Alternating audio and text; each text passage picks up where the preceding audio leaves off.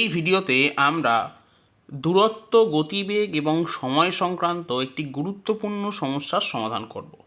এখানে বলা হয়েছে ৩০০ মিটার দীর্ঘ একটি ট্রেন একটি প্ল্যাটফর্মকে ৩৯ সেকেন্ডে এবং একটি সিগন্যাল পোস্টকে ১৮ সেকেন্ডে অতিক্রম করে। প্ল্যাটফর্মের দৈর্ঘ্য কত তা জানতে চাওয়া হয়েছে।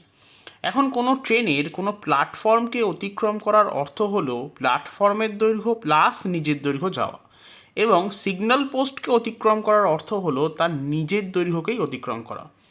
এখন ট্রেনের দৈর্ঘ্য ৩০০ মিটার বলে দিয়েছে, আমি ধরে নিচ্ছি যে প্ল্যাটফর্মের দৈর্ঘ্য এল। তাহলে আমি বলতেই পারি যে ট্রেনটা এল প্লাস নিজের দূরত্ব অর্থাৎ ৩০০ মিটার অতিক্রম করে ৩৯ সেকেন্ডে। আবার শুধুমাত্র নিজের দৈর্ঘ্য তার মানে ৩০০ মিটার অতিক্রম করবে ১৮ সেকেন্ডে। তাহলে যদি আমি প্রথমটা থেকে দ্বিতীয়টা বিয়োগ করে দিই, তাহলে আমি বলতেই পারি যে ট্রেনটা এল দৈর্ঘ্যকে অতিক্রম করবে, এল অর্থাৎ প্ল্যাটফর্মের দৈর্ঘ্যকে অতিক্রম করবে ৩৯ বিয়োগ ১৮, তার মানে ২১ সেকেন্ডে।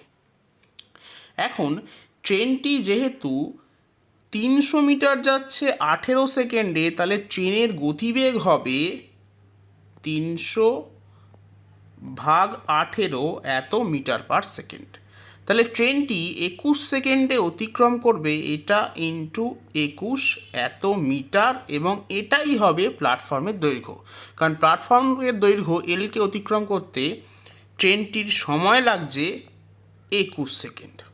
ক্যালকুলেশন করছি, প্রথমে আমরা ৩ দিয়ে কাটছি, ৩ সাথে ২১, ৩ ছয় ১৮, ৬ দিয়ে কাটছি ৫০, তাহলে পাচ্ছি ৩৫০ মিটার। তাহলে সঠিক উত্তর হবে অপশন সি, ৩৫০ মিটার।